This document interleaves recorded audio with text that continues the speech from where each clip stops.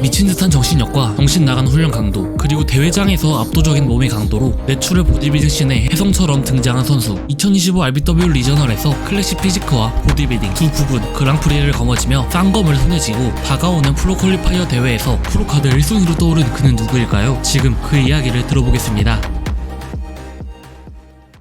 네, 안녕하십니까 여러분. 저는 지금 유튜브 채널 캐네디언 보디빌더 조피터를 운영하고 있는 조수현이라고 합니다. 지금은 말도 안 되게 큰 몸을 가졌지만 어린 시절 그는 마른 체형의 평범한 학생이었습니다. 캐나다에서 고등학교 시절까지 보내며 축구, 미식축구, 농구, 아이스하키, 태권도, 수영 안 해본 운동이 없을 만큼 그는 몸을 움직이는 걸 좋아했습니다. 캐나다에서는 학교에서 웨이트 트레이닝을 가르칠 정도로 운동 문화가 자연스러웠고, 그렇게 그는 중학교 2학년 때부터 학교 헬스장에서 웨이트 트레이닝을 시작했습니다. 지금은 무섭도록 높은 증량으로 훈련하는 그이지만 처음부터 남들보다 압도적으로 강했던 건 아닙니다. 물론 처음 막 시작할 때는 엄청 세진 않았는데, 그래도 생각해보면 고등학교 2학년 때 벤치프레스 100kg를 성공을 했으니까 그래도 힘이 예전부터 괜찮았던 것 같습니다. 지금 생각해보면. 그렇게 중학교 시절부터 다양한 구기 종목과 웨이트 트레이닝을 꾸준히 이어간 그는 20살이 돼 한국으로 돌아와 새로운 생활을 시작했습니다. 중학교 때부터 꾸준히 운동해온 그는 대학생이 돼서도 주 5, 6회 헬스를 다니며 몸을 만들어 갔습니다. 체계적인 식단까지는 아니었지만 나름대로 식단 관리를 병행해 이미 일반인 기준으로는 헬창이라 불릴 만큼 좋은 몸을 가지고 있었습니다. 그때도 뭐 동기들 사이에서 저한테 막 운동 배우려 하고 그래도 몸이 좋다 라는 정도였죠. 네. 하지만 예상치 못한 부상들이 찾아왔습니다. 1학년 때는 풋살을 하다가 손목이 부러져 반년 동안 운동을 쉴 수밖에 없었고, 2학년 때는 농구를 하다가 반월상 연골판이 파열돼 1년 넘게 목발을 짚고 수술 후에도 맨몸 스쿼트조차 할 수 없을 정도로 상태가 좋지 않았습니다. 재활 기간이 엄청 길어가지고 그때 좀 힘들었었어요. 길고 긴 재활을 버텨낸 그는 다행히 지금까지도 그때 다친 부상으로는 아무런 후유증 없이 운동을 이어갈 수 있었습니다. 큰 부상을 이겨내고 운동을 이어가던 그는 이번엔 또 다른 변수에 부딪혔습니다. 대학생이 된 뒤 학교 헬스장에서 근로를 해보려 했지만 코로나가 터지면서 학교 헬스장이 문을 닫아버린 겁니다. 맞아요. 헬스장이 닫아서 이거를 해보고 싶은데 어떡하지 라고 생각을 하다가 휴학을 하고 외부에서 한번 트레이너 생활을 해보자 라고 해서 그때 이제 첫 트레이너를 시작을 했고, 하지만 막상 트레이너 일을 시작하려고 보니 아무런 커리어가 없었고, 트레이너라면 바디 프로필은 필수라는 얘기를 듣고 다이어트를 시작했습니다. 이참에 다이어트를 한번 하고 바디 프로필을 한번 찍어보자 라는 생각에 다이어트를 들어갔고, 어차피 다이어트 하는데 대회도 한번 뛰어보자 라는 생각으로 이제 대회를 첫 번째로 뛴 게 21년도 ICN 퍼스트 타이머입니다.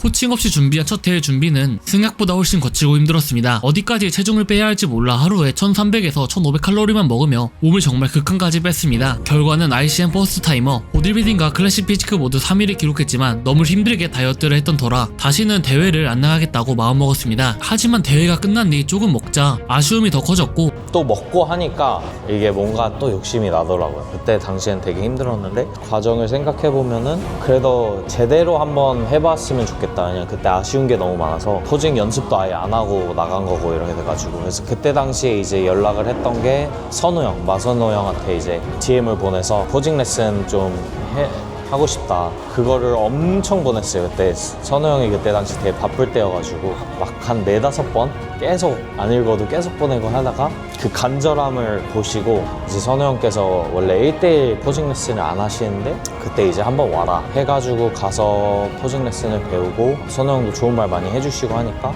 한번 다시 해봐도 괜찮겠다 라는 생각으로 이제 다시 준비를 했던 것 같아요. 퍼스트 타이머 이후 첫 오픈 시합이었기에 입상만 하자는 마음으로 무대에 올랐는데 그는 예상치 못한 성적을 받게 됩니다. 바로 첫 오픈 시합부터 그랑프리를 따낸 것이었는데요. 예상치 못한 좋은 성적에 그는 엄청난 희열을 느꼈다고 합니다. 아직까지도 그 감정을 못 이긴 것 같아요. 다른 그랑프리를 하고 프로카드를 따고 해도 그 첫 번째 그랑프리를 했을 때의 그 느낌과 희열감, 그거를 이제 느끼는 순간 나 좀 가능성 있을 것 같은데 하면서 이제 진짜 본격적으로 여기에 올인을 했던 것 같아요. 첫 그랑프리 이후 그는 본격적으로 보디빌딩에 몰두하게 됩니다. 하루 5끼를 꼬박 챙겨 먹으며 식단을 잡았고 삶 자체를 운동 위주로 맞춰갔습니다. 그냥 삶 자체가 다 운동 위주로 이제 그때부터 좀 됐던 것 같아요. 그리고 사이즈 증량이 필요하다고 느낀 그는 2023년 1년을 통째로 비시즌을 가져가게 됩니다. 그리고 이 시기 그는 허질라를 만나 파워빌딩을 접하면서 중량도 폭발적으로 늘기 시작했습니다.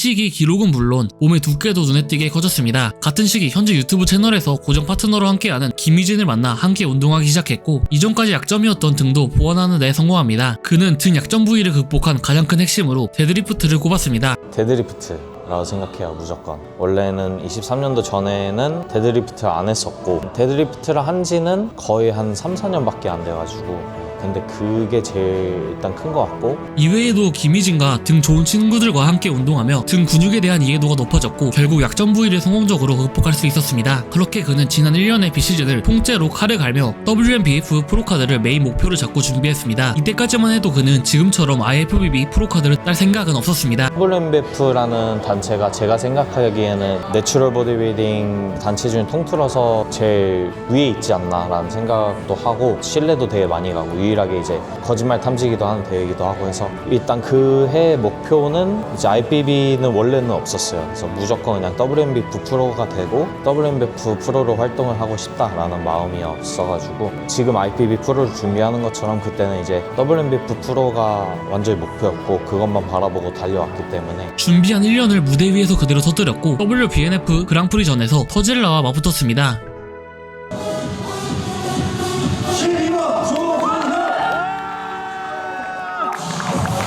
결국 그를 꺾고 WNBF 프로카드를 따내며 무대 위에서 눈물이 날 정도로 기뻐했습니다. 그때는 굉장히 좋았어요. 그리고 프로카드 획득 후 그에게는 새로운 목표가 생겼습니다. 바로 IFBB 프로카드였습니다. 그가 WNBF를 목표할 때까지만 해도 IFBB 프로에서 내추럴 선수가 설 자리가 크게 없어 메리트가 없다고 느꼈지만 IFBB 부회장 타일러 매니언이 내추럴 대회를 확정하고 내추럴 바디빌딩의 파일을 키우겠다고 선언하면서 그의 생각도 바뀌게 되었습니다. 제가 느끼기에는 이제는 NPC 쪽에서도 내추럴 쪽이 되게 커질 거라고 생각을 하고 있고 그리고 제가 좋아하는 선수들이라든지 그런 분들도 다 이제 IFBB 프로로 활동하고 있고 해가지고 생각이 바뀐 것 같습니다. 그렇게 그는 11월 몬스터짐 프로 퀄리파이어를 다시 준비하기 시작했습니다. 메인 대회인 몬스터짐을 앞두고 연습 삼아 나간 ICN에서는 클래식 피지크와 보디빌딩 부문 모두에서 그랑프리에 성공했습니다. 그렇게 몬스터짐 프로 퀄리파이어에 출전합니다. 하지만 아쉽게도 프로 퀄리파이어에서는 한 끗 차이로 프로카드 획득에는 실패했습니다. 클래식 피지크 체급 2위, 보디빌딩에서는 체급 1위를 했지만 마지막 그랑프리 무대에서 패배했습니다. 근데 그때는 저는 프로 못 할 거 알고 있었어요. 이게 WNBF 때는 전날 밤에 딱 몸을 보고 이미 알았어요.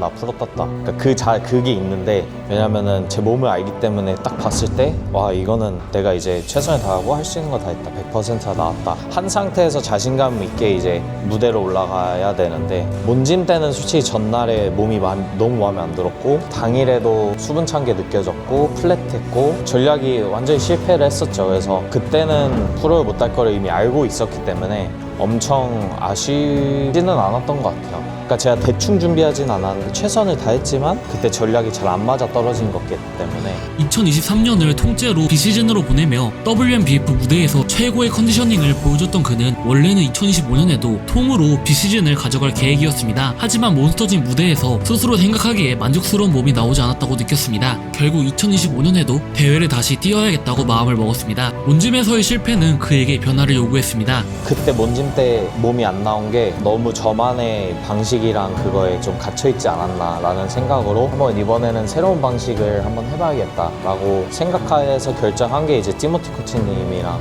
이제 코칭을 받게 된 거고 그렇게 조 피터는 해외 코치 티모티를 만나 이전과는 전혀 다른 방식으로 다이어트를 진행하게 됩니다. 일단 다이어트 기간도 원래 한 3개월 잡고 한 거면 올해는 거의 한 5, 6개월 잡고 방식 자체가 완전히 달라졌기 때문에 칼로리를 바싹 줄이고 바싹 빼는 게 저는 오히려 안 힘들 거라고 생각을 했어요. 왜냐면 기간이 짧다 보니까. 근데 반대로 이제 기간을 길게 잡고 칼로리를 더 먹으면서 천천히 감량을 하니까 이게 확실히 중량도 안 떨어지고 컨디션도 안 떨어지고 기간은 길지만 느끼기에는 훨씬 더 컨디션이 좋았던 것 같아요. 티모티와 합을 맞추며 새로운 방식으로 다이어트를 해본 그는 이전과는 확실히 다르다고 느꼈습니다. 예전이랑 너무 다른 거예요. 너무 좋은 거예요. 그래서 나 진짜 이번에 딸 수 있겠다. 올해가 진짜 역대급이죠. 그리고 다시 준비한 무대가 바로 RBW 리저널이었습니다.